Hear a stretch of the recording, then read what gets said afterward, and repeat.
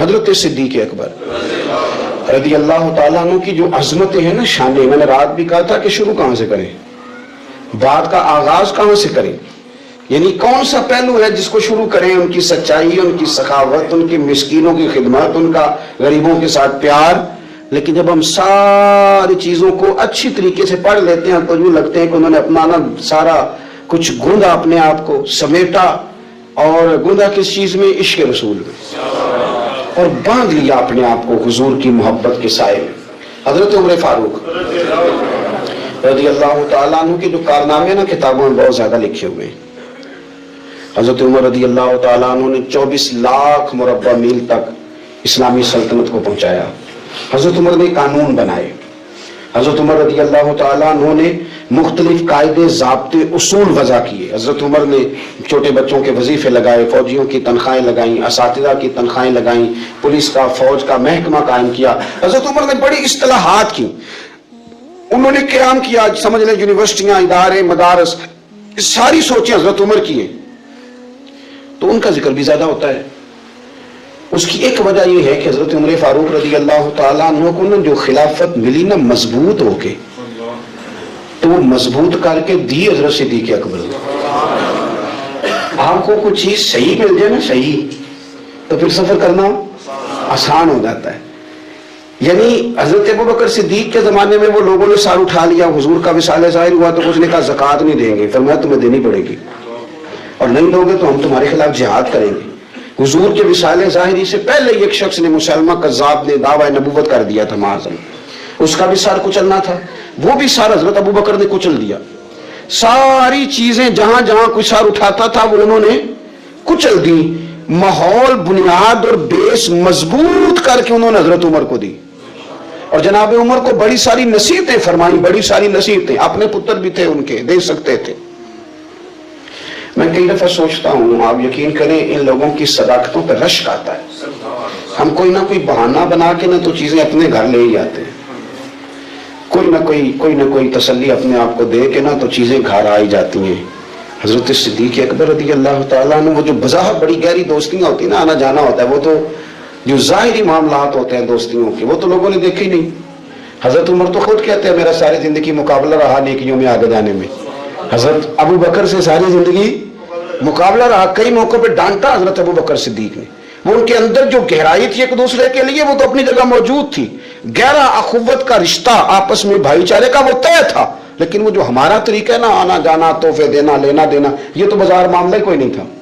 لیکن انہوں نے خلافت تیار کر کے، سجا کے، سوار کے جب حضرت عمر کو دی نہ جاتے وقت وصال سے پہلے، تو کسی نے پوچھا اتنے سخت آدمی کو امیر بنا رہے ہو؟ چونکہ آپ کا بیماری کا عالم تھا، وقت وصال تھا، فرمانے لگے میں اس وقت دنیا سے جا رہا ہوں. بڑا جھوٹا بندہ بھی اس موقع پہ سچ بولنے لگتا ہے، اور گویا فرما رہے میں تو ویسے ہی صدیق اکبر ہوں. فرمانے لگے میں جب جاؤں گا نا تو رب کریم اور اس کے حبیب مجھ سے پوچھیں گے کہ امت کس کے سپرد کر کے آئے ہو، تو میں عرض کروں گا اے اللہ جو تیرے بندوں میں تیرے محبوب کی امت کا سب سے زیادہ خیر خواہ تھا، میں اس کی ڈیوٹی لگا کے آیا. ایک دوسرا پہلو یہ ہے کہ حضرت صدیق اکبر کو خلافت کے لیے موقع ملا 2 سال کا. حضرت عمر کو 11-12 سال موقع ملا. تو ظاہر ہے جو آدمی زیادہ ہے، جس کا پیریڈ زیادہ ہے، اس کے تذکرے بھی زیادہ ہیں، ان کی باتیں بھی زیادہ ہیں تاریخ کے اندر.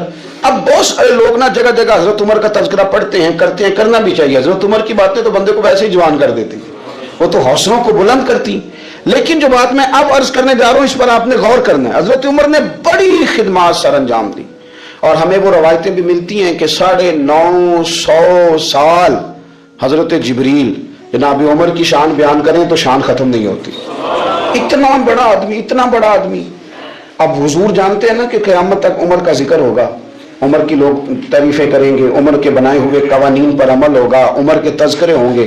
تو اس پہلو کو بھی حضور نے واضح کر دیا، اس عنوان کو بھی میرے کریم نے واضح کیا. آپ کبھی غور کریں، سیدہ طیبہ طاہرہ حضرت عائشہ صدیقہ رضی اللہ تعالی عنہا کہتی ہیں حضور کا نا سر میری گود میں، اور آسمان پہ تارے چمک رہے ہیں تو منظر بڑا خوبصورت بنا ہوا ہے. ادھر بھی چاند چمک رہا ہے، اور سب سے قیمتی اور کائنات کے سب سے عظیم چاند مدینے والے محبوب میری گود میں سر رکھے ہوئے ہیں. یہ جو آپ کے سوالات ہوتے ہیں یہ بھی سوچوں کی عکاسی کرتے ہیں کہ بندہ آج کل سوچ کیا رہا ہے. آپ میرے پیارے ہیں نا، دور دراز سے آتے ہیں تو میں بڑے سارے لوگوں سے ملتا ہوں، بڑے سارے لوگوں سے، میں الحمدللہ سب سے سیکھتا ہوں. میں سمجھتا ہوں سیکھنا ہو تو شاگردوں مریدوں سے بھی سیکھا جا سکتا ہے. آپ سیکھتے رہیں، ارادہ کریں، جو ہمیں کہا گیا کہ قبر تک سیکھنا ہے تو سیکھیں. ہم اس وقت جو ہے ہماری تربیت کی بریک لگتی ہے جب ہم طے کر لیتے ہیں کہ میں اب بالکل ٹھیک ہو گیا ہوں، پھر علاج رک جاتا ہے. تو دو تین قسم کے لوگ ملتے ہیں. ایک بندے وہ ملتے ہیں جو کہتے ہیں کہ جی میں ایک بڑا سمجھدار آدمی ہوں، تو میں نے کہا چلو آپ کی بھی زیارت کرتا ہوں، تھوڑی سی سمجھ میں اور بھی اضافہ ہو جائے. ایک سوچ یہ ہے. یعنی کچھ بندے ملتے ہیں کو طبیعت بتاتی ہے کہ بیچارے کو بڑی آوازہار ہے، بڑے پریشان ہیں، ایسی سخت بات کرتے ہیں کہ اس کے جواب میں نا دعا ہی صرف ہو سکتی ہے. کہتے ہیں اوخو کسے مولوی جی میرا کو نہیں مسئلہ حل کیتا، جی یہ بس ماڑا بندہ دے سکتا کچھ نہیں، تو گل بندہ سنتا کوئی نہیں، تو تکلیف بڑی ہے، تو دنیا ساری خراب ہے، تو ہوں میں تواڈے کول آیا، تو میں کیسے بھی تو دنیا دے وچ ہی رہندے آنا.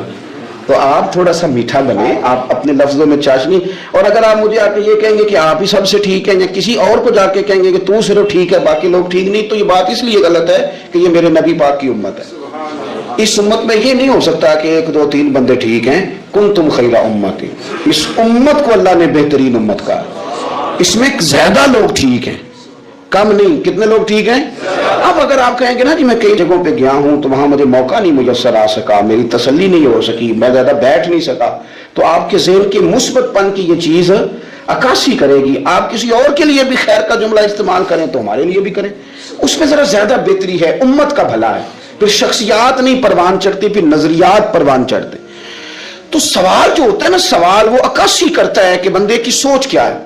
ہم اگر کمزوریاں ڈسکس کریں گے تو کمزوریاں ڈسکس ہوتی رہیں گی، فلانے میں کیا کمی ہے، فلانے میں کیا کمی ہے، فلانے میں، تو ہو جائیں گے ڈسکس. آپ کا اگر یہ ذہن بن جائے گا تو ٹھیک ہے، پھر لوگ بھی بتائیں گے کہ ٹھیک ہے ساری دنیا غلط ہے، فلانا بھی میرے محلے میں غلط ہے، فلانا میرے ملک میں غلط ہے، پھر یہ بھی مسئلہ ہو جائے گا. لیکن حضرت عائشہ صدیقہ رضی اللہ تعالی عنہا کہتی ہے نبی کریم صلی اللہ تعالی علیہ وسلم حضور کا سرے نور میری گود میں. آپ سیدہ کا سوال سنیں، یہ سوال کتنی خوبصورتی اپنے اندر رکھتا ہے، اس کو ذرا محسوس کریں. کہتی ہے میں نے پوچھا یا رسول اللہ صلی اللہ علیہ وسلم یہ آسمان کے ستاروں کے برابر بھی کسی کی نیکیاں ہیں؟ یہ سوال ہی نیکیوں کا پوچھا ہے. یہ نہیں پوچھا کہ حضور فلانے بندے کے بارے میں کیا رائے. حالانکہ بڑے لوگ تھے نا مخالفت کرنے والے، مکے میں کافر، مدینے میں کافر بھی، منافق بھی، مشرک بھی، یہودی بھی، لیکن جو سوال کیا وہ نیکیوں والا کیا، خیر والی باتیں ڈسکس کریں گے. یا رسول اللہ صلی اللہ علیہ وسلم آسمان کے، اب میں نے آج تک نہیں ویسے سنا کسی سائنسدان نے بتا دیا ہو کہ ستارے کتنے ہیں، کسی نے بتایا. اب سیدہ عائشہ صدیقہ کا سوال بتاتا ہے کہ حضور کو پتہ ہے آسمان کے ستارے کتنے. اور یہ جو بندے کی نیکیاں ہوتی ہیں یہ ساری ظاہر نہیں ہوتی، کچھ نفل بندہ چھپ کے بھی پڑھتا ہے. اس نے بس میں چڑھتے ہوئے اپنی زبان سے جو اللہ اکبر کے لفظ کہے وہ کس نے سنے؟ وہ تو کسی بندے کو نہیں پتا.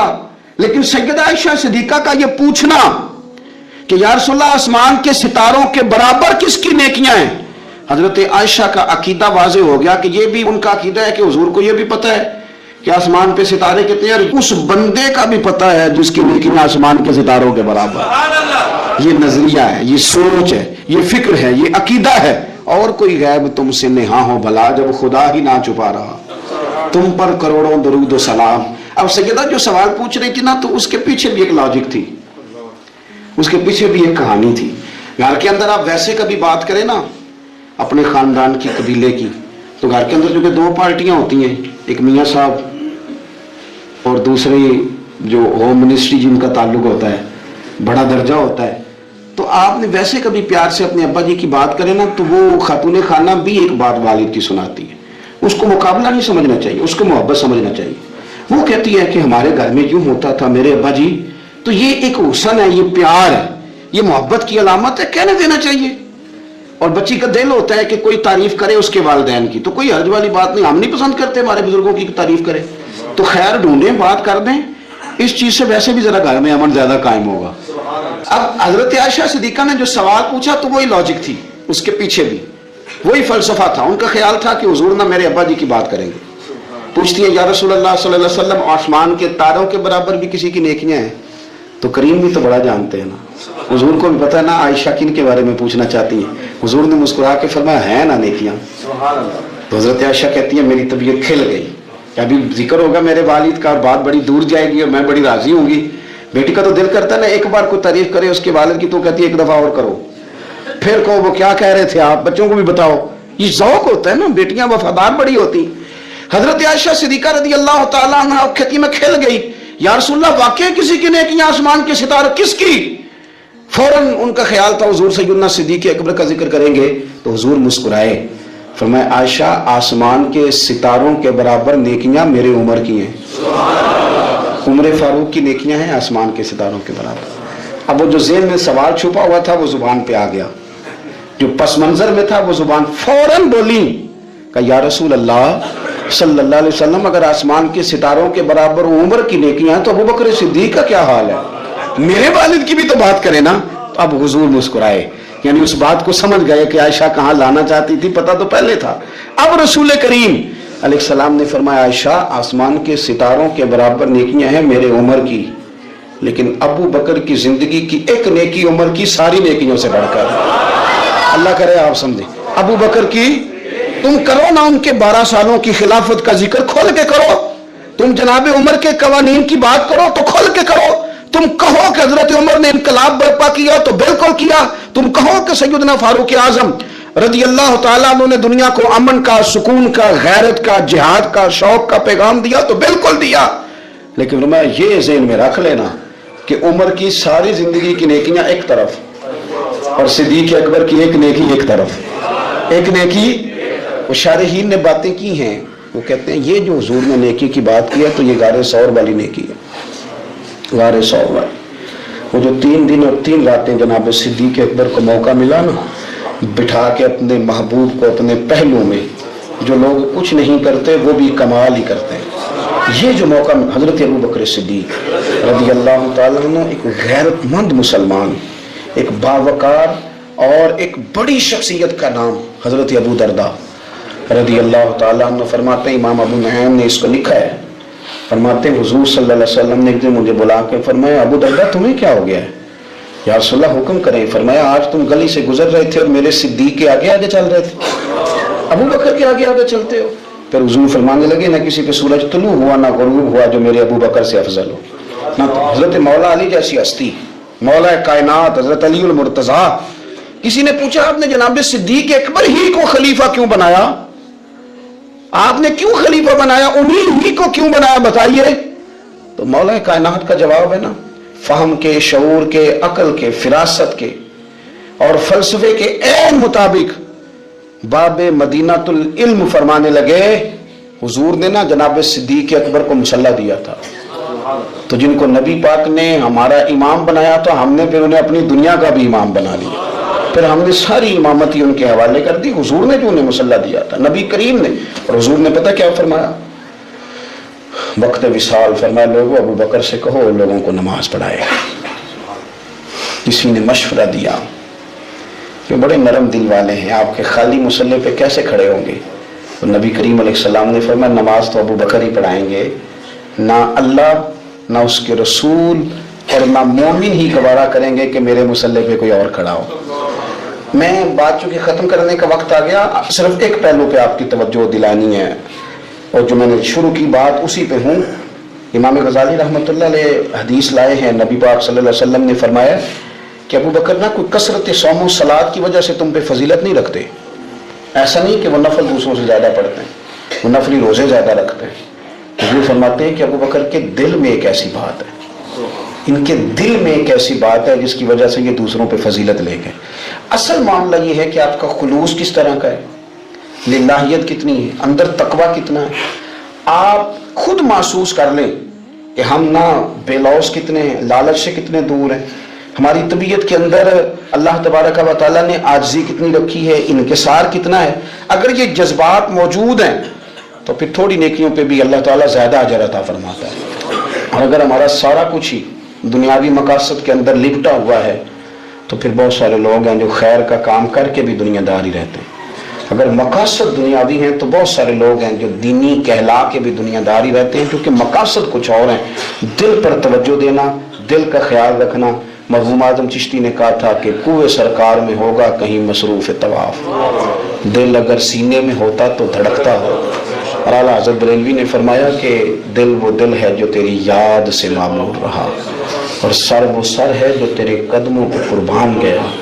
دل جو ہے نا، یہ اگر محبوب حجازی صلی اللہ علیہ وسلم کی زلفوں کا اسیر ہے تو پھر چنگا ہویا لڑ نیڑیوں چھٹا، پھر تو یہ طے ہو گیا کہ یہ صحیح ہو گیا، اپنے ٹھکانے پہ آ گیا ہے۔ اور اگر یہ دل کسی اور جگہ کا اسیر ہو گیا ہے تو پھر بہت ساری چیزیں ابھی ایسی ہیں جن پر غور کرنے کی ضرورت ہے۔ اللہ تعالی ہمیں جناب صدیق اکبر کے فیض سے فیض یاب فرمائے۔